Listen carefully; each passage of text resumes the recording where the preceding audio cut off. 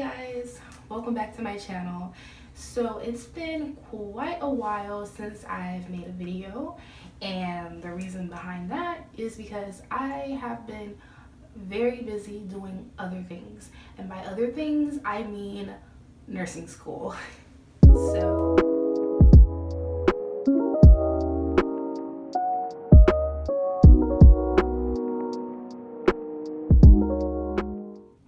the school that I go to is Western Governors University. It's a university that's based in Utah. Yes, Utah, but I live in Florida.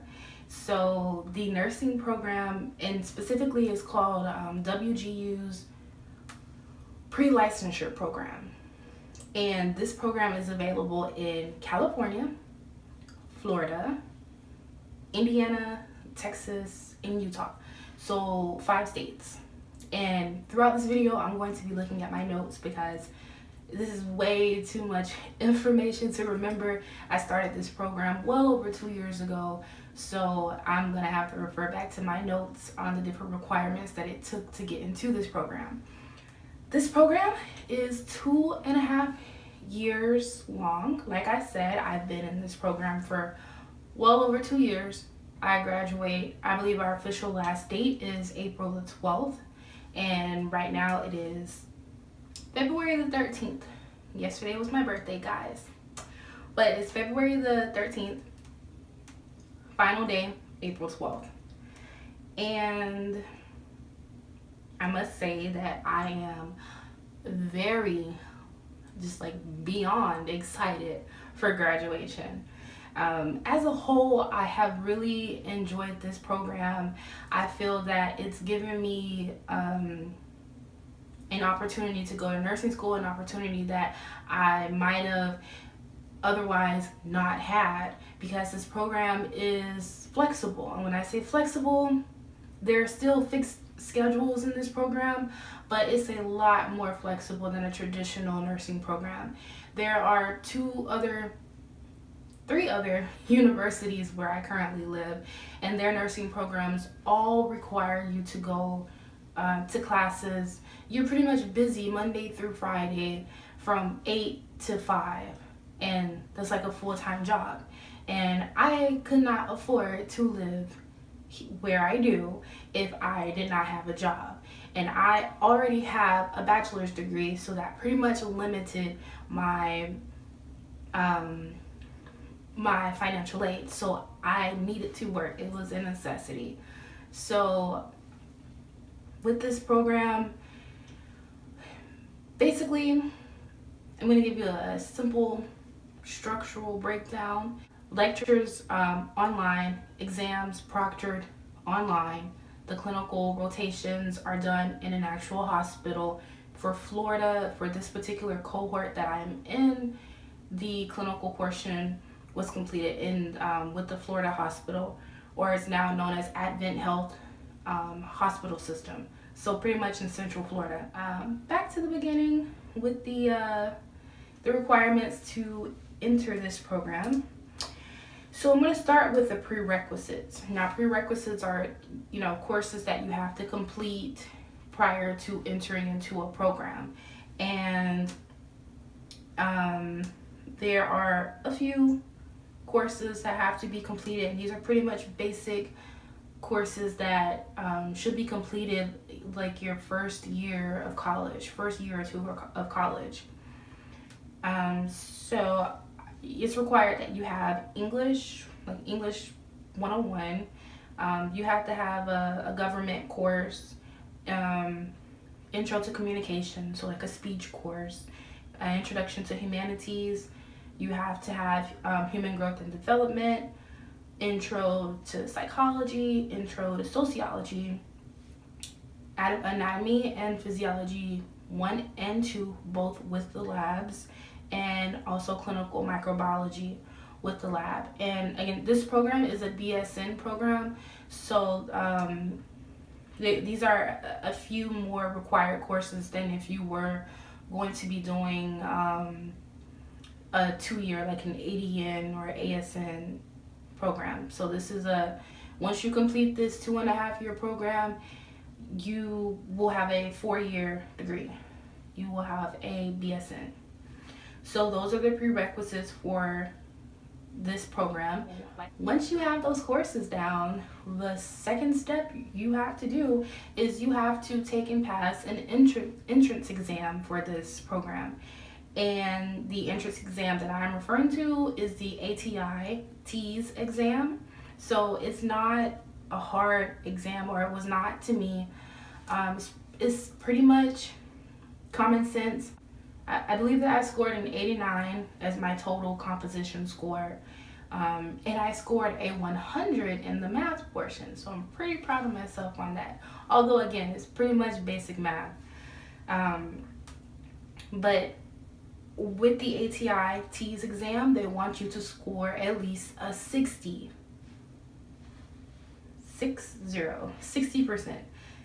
So I feel that that's kind of low, but yeah, you have to score just a 60.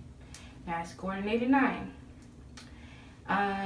It's also required after you've completed that test, you have to make sure that you have your professional resume in order. Now, this is not necessarily like the resume that you would submit for a job when you're applying for a job, but they want like a professional resume. They want they want you to put information in there about any volunteering that you might have completed, any shadowing that you might have done in the past in the healthcare field. And that's another thing. You do not have to have experience in the healthcare field to apply to this program. Although that experience is looked upon favorably, it's not a requirement.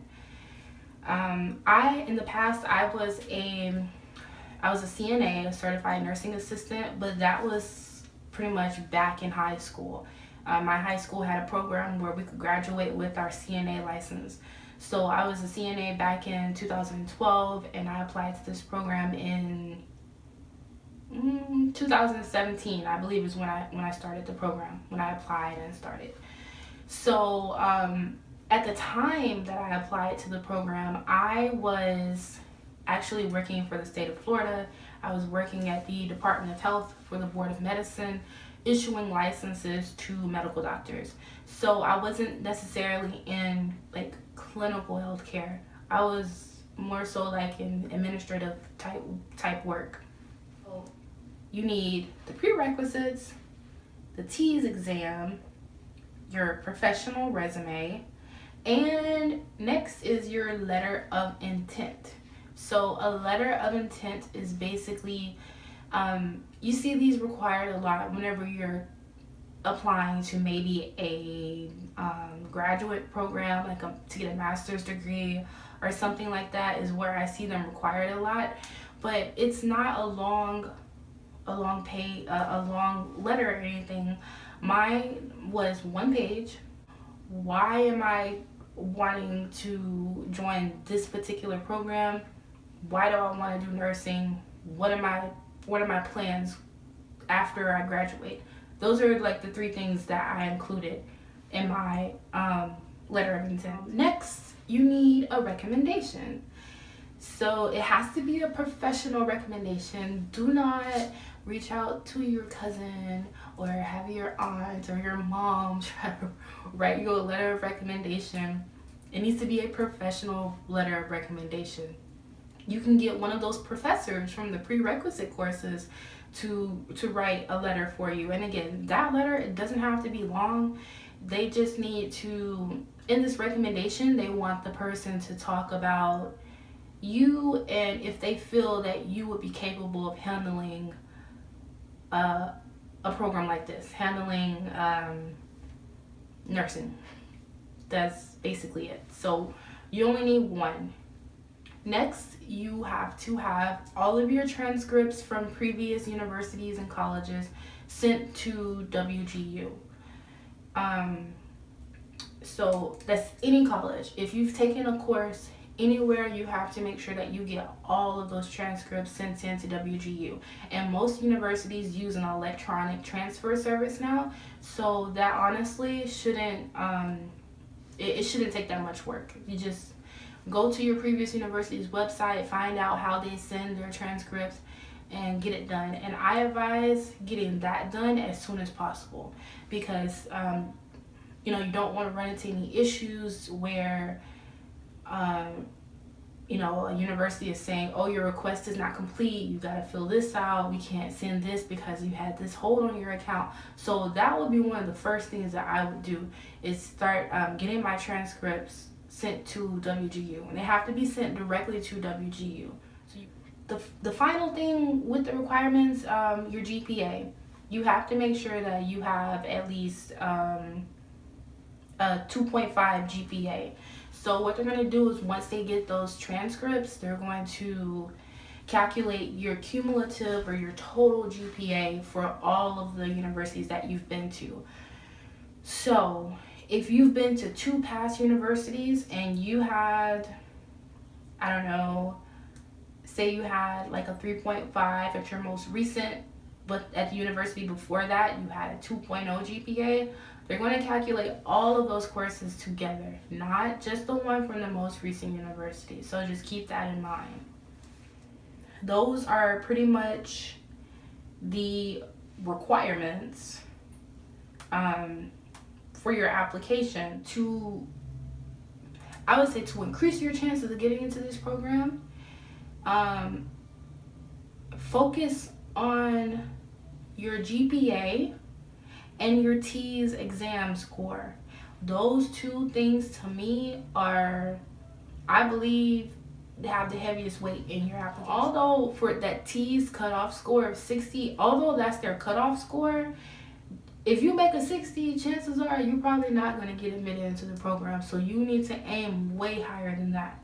Now, once you have those things complete, the next step is, after you get your application packet submitted to WGU, is you have to, there's more information or a little bit more that you have to do. Let me break down the structure of their courses.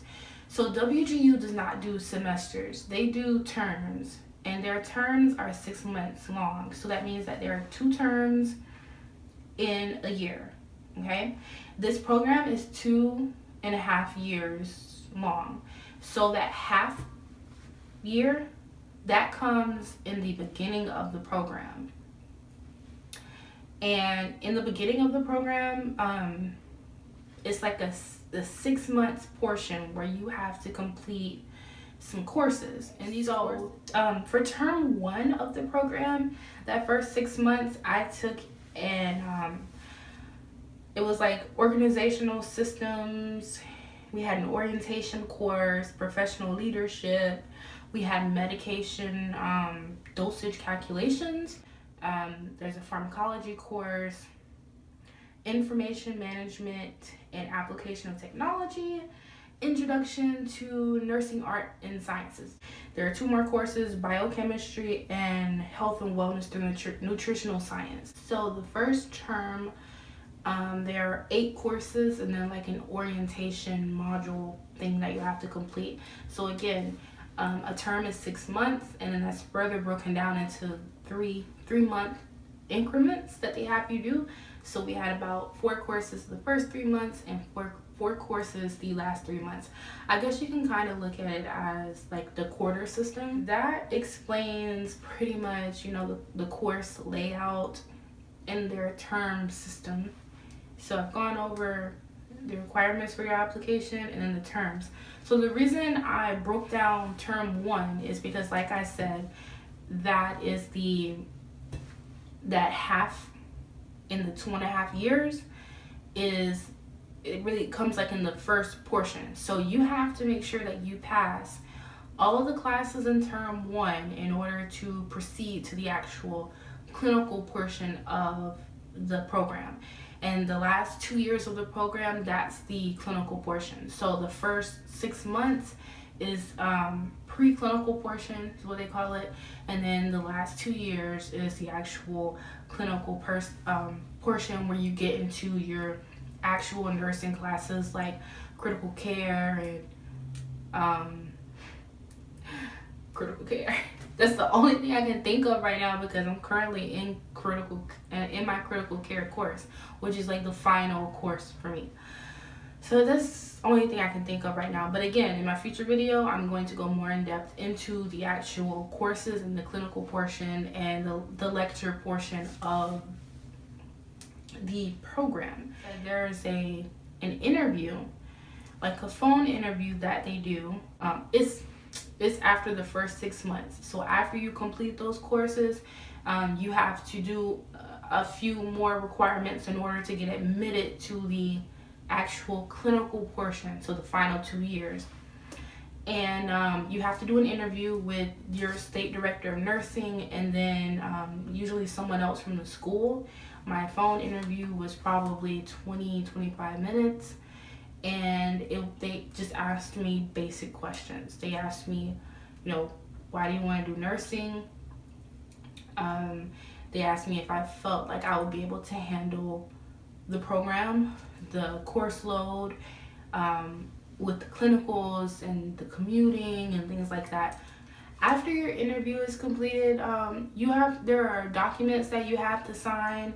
So I had to sign like background release documents. I had to get a level 2 background check, so like the state background check and the federal background check.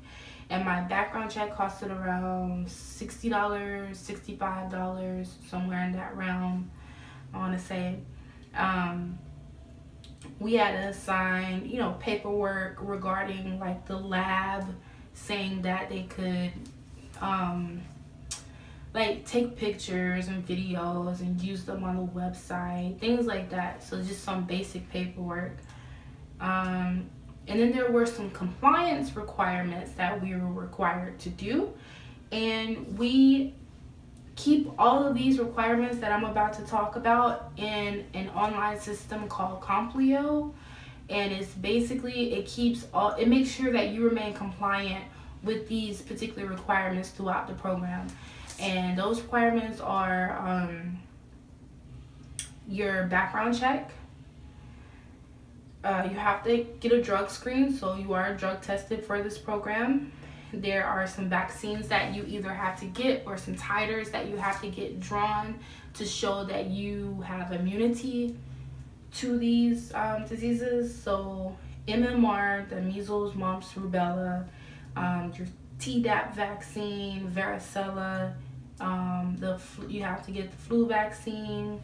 You have to get a 2-step tuberculosis skin test. You have to make sure you have the hepatitis B vaccines, so the entire series, all 3 shots. You have to have your CPR certification, and it has to be through American Heart Association. You have to get a healthcare provider attestation form completed. It's basically like a mini physical where the doctor goes in and just checks down the list saying that you are physically capable of completing this program, so that you don't have anything physically that will prevent you from doing what you need to do in your clinicals and in lab. You have to have active health insurance throughout the entire program. And then a student attestation form, which is basically like you checking off saying that you have what it takes to complete this program. So all of those items are kept compiled in your American Data Bank account, the Complio account. So everything is kept in there. And so things do expire throughout the program. So something like the flu vaccine, you have to get it every year. That expires, and it will send you like a message. It will send you an email stating that, hey, this item is coming, like this item's expiration is coming up. Maybe you should go ahead and redo it or get a new vaccine or stuff like that. So and then I think it's really only the flu vaccine and the flu and the tuberculosis and the CPR certification are the only 3 things that really expired for me during the program. So you have to get those redone, and you have to get the paperwork uploaded to your account so the school can check off that you are remaining compliant. And the reason that they do this is because whenever you get ready to go and do your clinical rotations, these are the things really that the hospitals require. So these are requirements by not only the program, but the hospitals that you go to do your clinical rotations. These are their requirements. You have to have these items in order to do the clinical portion. If you do not have these items, you will not be able to do the clinicals, so chances are you will not be admitted into the program. They do have, if for some reason you're anti-vax, it's a whole nother story, but if you are against vaccines for whatever reason, they do have waivers for the flu vaccine and for the hepatitis B, I want to say. But it's a form that you have to sign. I think that you have to get your doctor to sign saying that you're waiving, like you're not getting the vaccine, and you have to sign off that if anything happens to you, if you come into contact with any of these illnesses during your clinical rotation, that basically like it's on you. Like you can't sue the school or anything like that. Like it's your fault because you didn't get the vaccines. So and then with the flu vaccine, if you do not get the flu vaccine, then you are required to wear a mask during all of your clinical rotations in all areas of the hospital. And it is very annoying, I'm telling you, because I sometimes voluntarily wear a mask when I'm doing my clinical rotations in the hospital, and those masks are hot and they are annoying and they wipe off your makeup. So I mean, just get the flu vaccine, okay? It has been a long 2 years, and I'm ready. I'm so ready, y'all. I'm ready to graduate. And it's not the program, it's nursing school. Like nursing school is not supposed to be fun. I feel that if you actually put time into studying, and if you know where your priorities are at, if you realize that, hey, you can't be going out every weekend, you can't be going out every weekend to the club or whatever, hanging out with your friends. Like there are times when you're gonna want to go places and you can't because you have to study. Like you have a test that's coming up, like you need to just stop and as my mom says, you gotta buckle down and study. Okay, you gotta buckle down and get it done. And there's no excuse to fail at this program. They want to see you succeed, and I will say that WGU has been a very good school to me. If you have problems, you can reach out to them and you will get a response in a timely manner. Leave a comment, like this video, share it to your friends who might be curious about WGU, Western Governors University. Share it to them. Don't forget to subscribe, and till next time, bye.